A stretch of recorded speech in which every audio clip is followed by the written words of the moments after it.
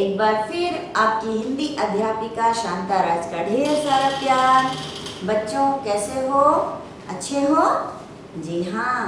तो बच्चों, पिछली कक्षा में मैंने रस के प्रकार और रस के विभिन्न रूप और रस के बारे में आपको बहुत कुछ पढ़ाया था। तो आज हम उसी के आगे से आज का पाठ शुरू करेंगे। बच्चों, पाठ शुरू करने से पहले मैं आपको थोड़ा सा याद दिला दूं कि हमने क्या पढ़ा था। मैं कुछ गुनगुनाती हूँ, आप बताइए कि ये कौन सा रस होगा। हम तो गए बाजार में लेने को आलू, हम तो गए बाजार में लेने को आलू, आलू आलू कुछ न मिला, पीछे पड़ा भालू। रे मामा रे मामा रे। बच्चों बता सकते हो इसमें कौन सा रस है? जी हाँ, हास रस। ठीक है, चलिए इसी तरह से हम अपनी कक्षा को आगे बढ़ाएंगे। बड़ा नटखट है रे कृष्ण कन्हैया, का करे यशोदा मैया। कौन सा रस होगा, बता सकते हो? हाँ, वात्सल्य रस, बिल्कुल सही। हो गया है मुझको तो प्यार सजना, लाख कर ले तो इनकार सजना। समझ गए? बिल्कुल श्रृंगार रस है ना। याद आ रही है तेरी, याद आ रही है, याद आने से तेरे जाने से जान जा रही है। कौन सा रस? हाँ, वियोग श्रृंगार रस है ना। चलिए अब आगे बढ़ते हैं। रे मन मूरख जन्म गवायो, रे मन मूरख जन्म गवायो, श्री रामचंद्र कृपाल भज मन हरण भव भय दारुणम, नव कंज लोचन कंज मुख कर कंज पद कंजारुणम। हम भगवान की भक्ति में लीन हो गए। तो कौन सा रस है? भक्ति रस। तो बच्चों आगे बढ़ें। आज हम अपने पाठ की शुरुआत विभत्स रस से करेंगे। ठीक है, विभत्स रस क्या होता है? जहां किसी वस्तु अथवा दृश्य के प्रति जुगुप्सा या घृणा जागती हो। ठीक है, जहां किसी वस्तु अथवा दृश्य के प्रति जुगुप्सा या घृणा का भाव परिपुष्ट होता है तो वहां विभत्स रस की उत्पत्ति होती है। इसका स्थायी भाव है जुगुप्सा, आश्रय है जिसमें घृणा का भाव जागे, आलंबन है शमशान, रुधिर, शव, घिनौनी वस्तु या घिनौना दृश्य, उद्दीपन, गिद्धों का मांस नोचना, घायलों का छटपटाना, मांस की सड़न, अस्थियां इत्यादि। अनुभाव क्या है? मुंह फेरना, आंख बंद कर लेना, नाक सिकोड़ना, नाक बंद करना, थूकना इत्यादि। संचारी भाव क्या है? मोह, आवेग, उन्माद, निर्वेद, जड़ता, चिंता आदि। बच्चों, विभत्स रस का एक उदाहरण लेते हैं। सिर पर बैठियो काग आंख, दो खाट निकारत, खींचत जीवहि स्यार अतिहि आनंद उर धारत, सींध जांघी को खोदी खोदी के मांस उभारत, स्वान अंगुरिन काटी काटी के खात बिदारत। यहाँ इसका स्पष्टीकरण देखिए बच्चों। यहाँ एक मुर्दे को चील, कौवे, सुअर सब नोच रहे हैं। यहाँ मुर्दे, मांस और शमशान का दृश्य आलंबन है। ठीक है, गीध, स्वान यानी सुअर, सियार कुत्ते आदि द्वारा मांस का नोचना उद्दीपन है। राजा का इनके बारे में सोचना और मोह ग्लानि आदि संचारी है। ठीक है, राजा में घृणा का भाव स्थायी है। ये दृश्य कौन देख रहा है? राजा देख रहा है। तो राजा जब देखता है तो राजा को घिन यानी घृणा होती है। ठीक है, तो राजा यहाँ क्या है बच्चों? राजा घृणा का स्थायी भाव, राजा का जो घृणा करना है वो भाव स्थायी भाव है। हम अगले रस की तरफ चलें। बच्चों, अद्भुत रस क्या है? आश्चर्यजनक एवं विचित्र वस्तु को देखने सुनने से जब आश्चर्य का परिपोषण हो तब अद्भुत रस की उत्पत्ति होती है।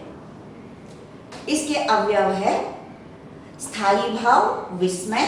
फिर अद्भुत रस का आश्रय है विस्मित व्यक्ति और आलंबन है अद्भुत वस्तु या विचित्र दृश्य या अलौकिक घटना।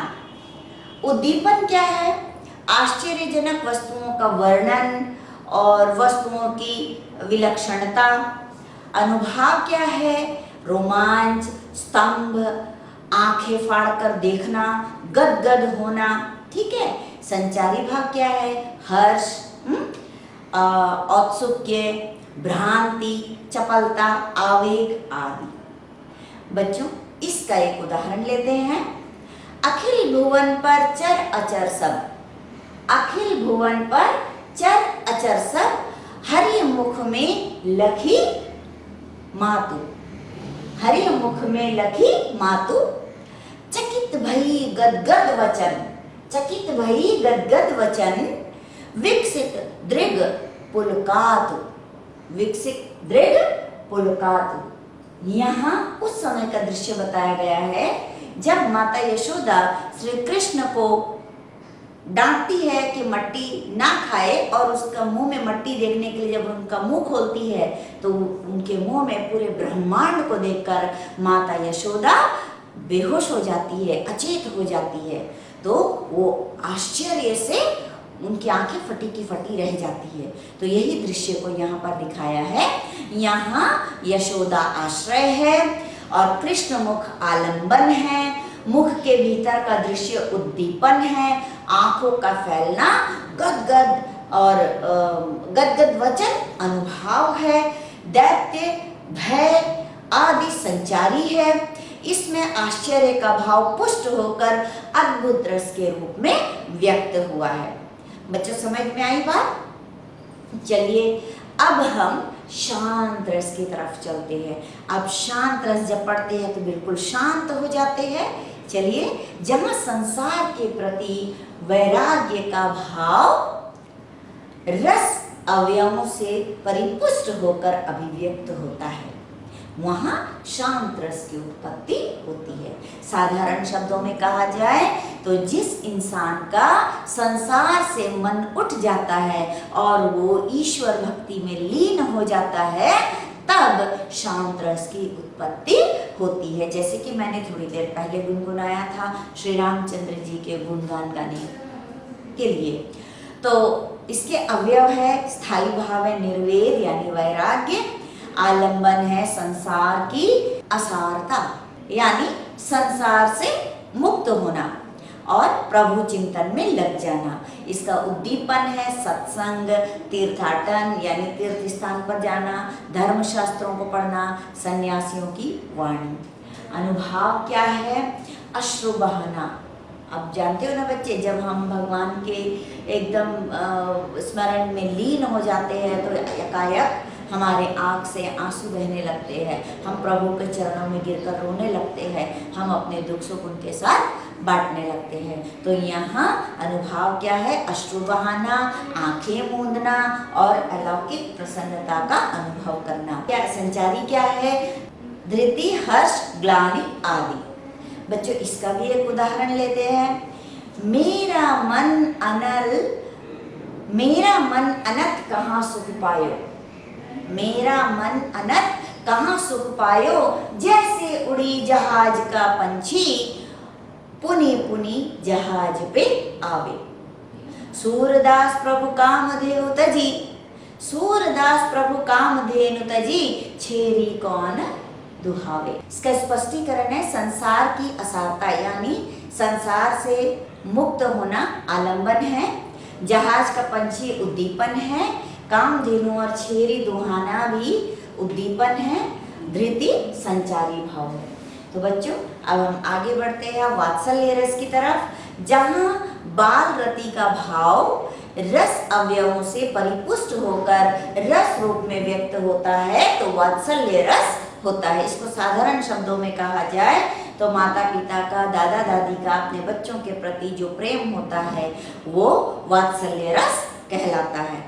इसके अवयव है, स्थायी भाव है इसका बालरति, और आलंबन है बालक का मोहक रूप, उद्दीपन है बालक की स्वाभाविक चेष्टाएं, आश्रय है माता पिता या पाठक, अनुभाव है गले से लगाना, बाहें फैलाना, संचारी भाव है हर्ष मोह चपलता आदि। इसके उदाहरण है बाल दशा मुख निरिखी जशोदा, पुनि पुनि बुलावती, अंचरा तर के ढाकी, सुर के प्रभु को दूध पियावती। यहाँ यशोदा आश्रय है, श्री कृष्ण आलंबन है, श्री कृष्ण की सहजता उद्दीपन है, नंद को बुलाना अनुभाव है, हर्ष मोद संचारी है।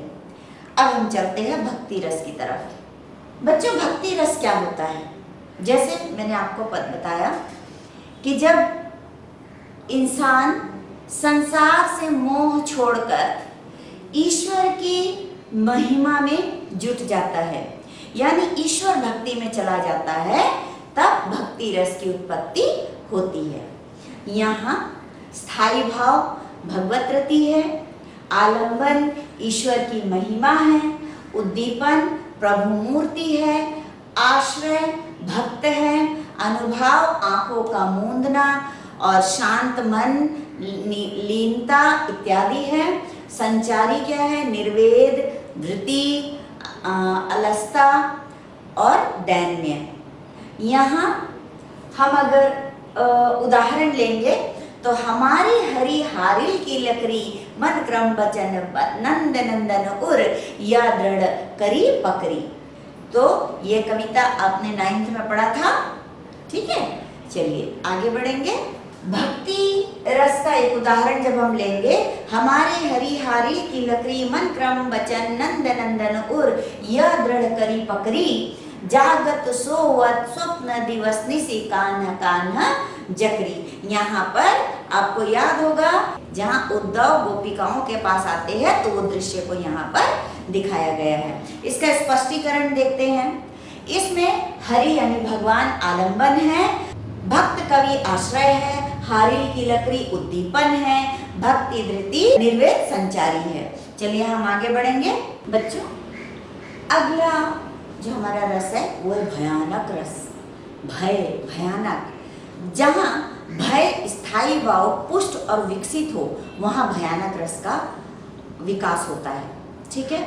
इसके अवयव है स्थायी भाव भय, और आश्रय है भयभीत व्यक्ति, आलंबन क्या है भयप्रद स्थान वस्तु बलवान शत्रु इत्यादि, उद्दीपन है निर्जनता भयंकर दृश्य शत्रु की भयंकारी चेष्टाएं, और अनुभाव है भागना मूर्छित होना कंप होना स्वेद होना रोमांच होना और चेहरे का रंगत उड़ जाना आदि। संचारी है शंका चिंता त्रास ग्लानि आदि। बच्चों भयानक रस की जब हम बात करेंगे तो मैं ऐसी छोटा सा उदाहरण देती हूँ। जब कोई सांप हमारे सामने आ जाता है तो हमारे अंदर आप एक अनुभव कर सकते हो कि जब हम सांप को देख लेते हैं तो हम किस तरह का क्रियाकलाप करते हैं, तो उसी को आप दिमाग में रख के भयानक रस को समझ सकते हो।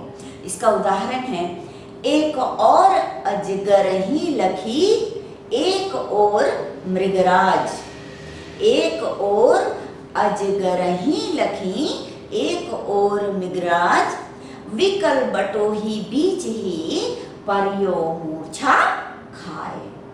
स्पष्टीकरण है, यहाँ यात्री आश्रय है, यहाँ पर एक यात्री है जो अजगर और सिंह का भयंकर दृश्य देख रहा है।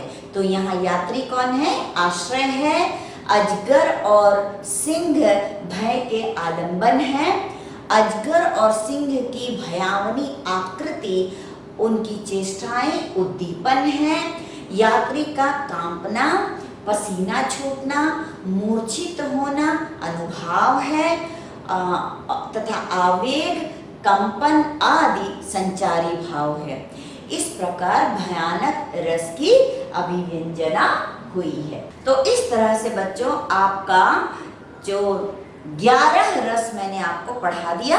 अब हम 11 रस के कुछ बहुविकल्पीय प्रश्न यहाँ पर देखेंगे। बच्चों अभी तक हमने रस के बारे में पढ़ा, रस के विभिन्न प्रकारों के बारे में पढ़ा, रस के विभिन्न अंगों के बारे में पढ़ा। अब हम कुछ बहुविकल्पीय प्रश्न ले लेते हैं जिससे आपको जो भी समझ में ना आया था वो सब समझ में आ जाएगा। तो मेरा पहला प्रश्न है, साहित्य में रस का क्या अर्थ होता है बच्चों?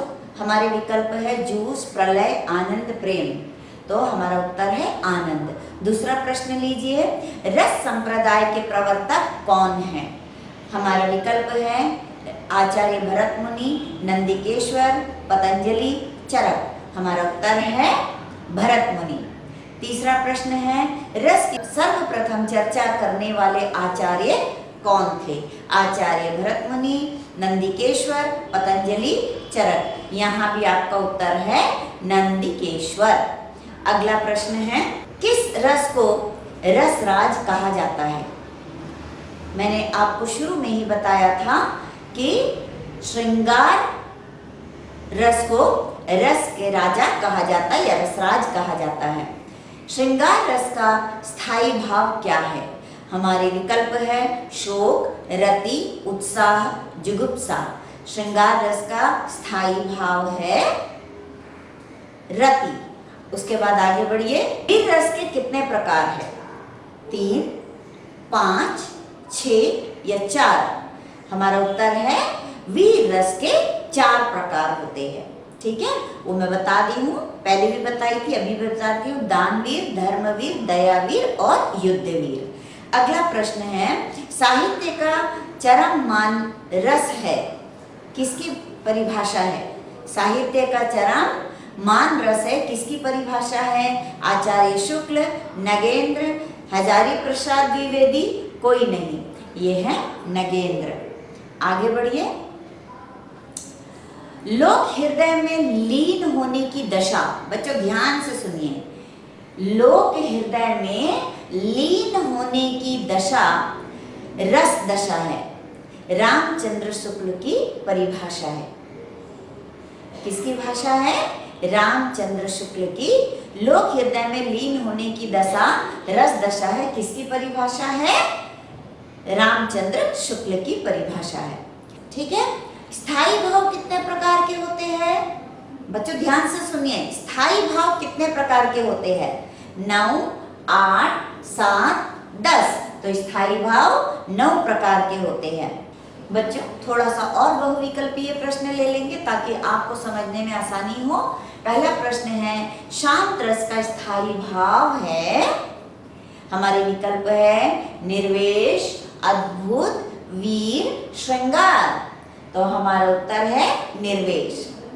दूसरा प्रश्न लीजिए, एक और अजगर ही लखी, एक और मृगराज, विकल बटोही, बीच ही परियो मूर्छा खाए। इन पंक्तियों में कौन सा रस है? हमारा विकल्प है अद्भुत रस, हास्य रस, भयानक रस, रौद्र रस। जी हाँ, बिल्कुल सही, अद्भुत रस। अब चलिए आगे बढ़ते हैं। प्रिय पति मेरा प्राण प्यारा कहाँ है? प्रिय पति मेरा प्राण प्यारा कहाँ है? दुख जलनिधि डूबी सहारा कहाँ है? इस पंक्ति में कौन सा स्थायी भाव है? बच्चों हमारे विकल्प है विस्मय, शोक, रति और क्रोध। बिल्कुल सही उत्तर है शोक। उसके बाद आगे बढ़ेंगे, रसराज किस रस को कहते हैं? हमारा विकल्प है रौद्र रस, करुण रस, श्रृंगार रस, वीर रस। बिल्कुल सही, श्रृंगार रस। आगे बढ़ते हैं, मेरे तो गिरधर गोपाल दूसरो ना कोय, जाके सिर मोर मुकुट मेरे पति सोए। इसमें कौन सा रस है? आपका विकल्प है शांत रस, करुण रस, श्रृंगार रस या हास्य रस। बिल्कुल सही, आपका उत्तर है श्रृंगार रस। चलिए आगे बढ़ते हैं, अन्न पराया खाई के, अन्न पराया खाई के खाओ पेट अभार, देह मिले फिर फिरी जहां अन्न परायो नाही। इसका अर्थ क्या है? इसमें दूसरों का अन्न देखकर खूब खाया और पेट मोटा के चला गया। उपरोक्त पंक्तियों में कौन सा रस है? बोलिए बच्चों, समझ आ गया ना? हाँ, मुझे पता है आपको समझ में आ गया। यहाँ हमारे विकल्प है श्रृंगार, करुण, हास्य और शांत। हमारा उत्तर है हास्य। बच्चों अगला प्रश्न है, उठो लाल अब आंखें खोलो, पानी लाई हूँ मुंह धो लो। पंक्तियों में कौन सा रस है, बता सकते हो? हाँ, शांत रस, भक्ति रस, वात्सल्य रस या अद्भुत रस? हाँ, वात्सल्य रस। आगे बढ़े, मैया मोरी चंद्र खिलौना लाऊं हो, जय हो कोई दस पर अबही। इसमें कौन सा रस है, बोलिए? विभत्स रस, संयोग रस, वात्सल्य रस या वियोग रस? हाँ, वात्सल्य रस। मैया मोरी मैं नहीं माखन खायो, ये भी वात्सल्य रस। आगे बढ़े, जिसे देखकर मन में भावों का जागरण होता है उसे क्या कहते हैं? बच्चों ध्यान से सुनो, जिसे देखकर मन में भावों का जागरण होता है, ठीक है, वो क्या है? आलंबन है, आश्रय है, अनुभाव है या उद्दीपन है? हाँ, आलंबन, बिल्कुल सही। आगे बढ़ेंगे, जिसके मन में भावों का जागरण। देखिए, जिसके मन में, पहले था जिसे, अब ये जिसके मन में भावों का जागरण होता है उसे क्या कहते हैं? आलंबन कहते हैं, आश्रय कहते हैं, विभाव कहते हैं या अनुभाव कहते हैं? बिल्कुल सही, आश्रय कहते हैं। आगे बढ़े, जिसके कारण भावों में उत्तेजना आती है, जिसके कारण भावों में उत्तेजना आती है उसे क्या कहते हैं? हमारा विकल्प है आश्रय, अनुभाव, उद्दीपन, आलंबन। तो हमारा उत्तर है उद्दीपन। तो इस तरह से हमारे बहुविकल्पी ये प्रश्न भी समाप्त हुए। बच्चों अभी मैं आपको यहाँ कुछ दृश्य दिखाना चाहूंगी, उसे देखकर आप अनुमान लगाइए कि इस जो छोटा सा दृश्य है इसमें कौन कौन से रस समाये हुए हैं। और मैं आशा करती हूँ कि आपको बहुत अच्छा लगेगा और इससे आपको रस को समझने में आसानी होगी। प्यारे बच्चों, रस को समझाने के लिए मैंने छोटी सी नाटिका तैयार की है। इसको देखने के बाद आपको रस को समझने में शायद आसानी होगी। बच्चों दृश्य तब का है जब माता यशोदा श्री कृष्ण को लेकर जो आए दिन शिकायतें आती है गांव से, उसको लेकर परेशान है। यहाँ एक पड़ोसी आती है और यशोदा मैया से श्री कृष्ण की शिकायत करती है। चलिए हम शुरू करते हैं। अरे ओ यशोदा, कहाँ हो? कहाँ हो? सुनती भी हो? सुन यशोदा मैया तेरा काला कन्हैया मटकी फोड़ गया, दही रोड़ गया।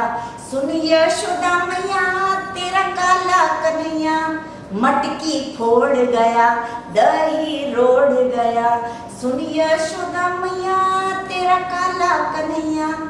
अरे ओ यशोदा, क्या तुम अपने लल्ला को खाने वाने देती कि नहीं देती? सारा गांव में चोरी करे फिरता है, क्या तुम्हें जरा भी लज्जा नहीं आती? बेटे को कोई ऐसा पालते हैं? अरे बहन, ऐसा तो नहीं हो सकता, क्योंकि मैं तो अपने लल्ला को रोज खिलाती हूँ। माखन, दूध, दही, जो वो चाहे वो दिल भर कर खाता है। हाँ अच्छा, दिन भर कर खाता है तो हमारे यहाँ चोरी करने क्यों आता है? क्या करूं मैं कान्हा का? कितना तो खिलाती हूँ, ये रोज सारे लोग आकर शिकायत कर कर जाते हैं। खैर, आज मैं इसे देखती हूँ, आज आने दो कान्हा को।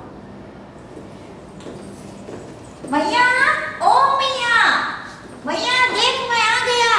मैया,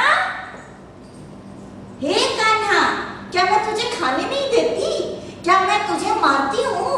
क्या मैं तुझे प्यार नहीं करती हूँ? क्या लाड दुलार नहीं मिलता है तुम्हें, जो तू सारे गांव में चोरी करते फिरता है? क्या तुम्हें जरा भी लज्जा नहीं आती नंद बाबा का नाम खराब करते हुए? आज मैं तुझे नहीं छोड़ूंगी, आज मैं तुझे नहीं छोड़ूंगी। आज मैं बहुत थक गई हूँ, तुम्हारी शिकायतों से मैं तंग आ गई हूँ।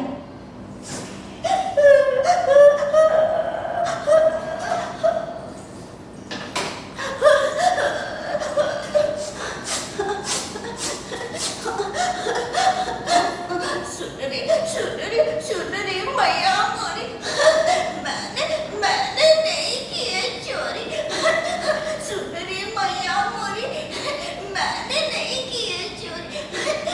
सुबह सुबह सुबह जाता हूँ मैं, गाय गाय चराता हूँ मैं, शाम होते ही वापस घर आता हूँ मैं।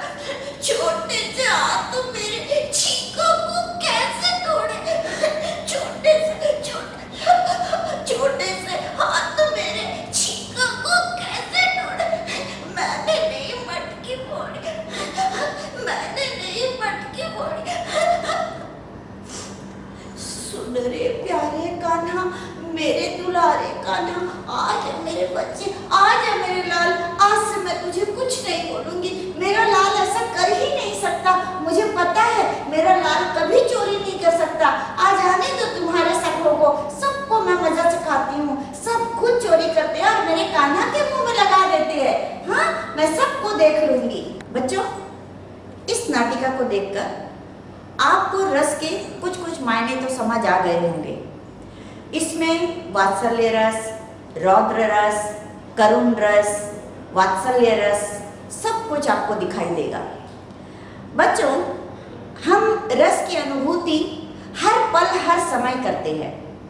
घर में, बाहर में, विद्यालय में, फिल्मों में, कविताओं में, गीतों में। जब आप गीत भी सुनते हो तो जब गीत के बोल चलते हैं तो वो दृश्य हमारे नजर में दिखाई देने लगता है। तो यही है रस, जो मानव के अंग अंग में समाया हुआ है। बस उसके प्रतिक्रिया करने के लिए सामने से कुछ उसके जो रस के जो 4 अंग है उनका समाधान, उनका मिश्रण होना जरूरी है।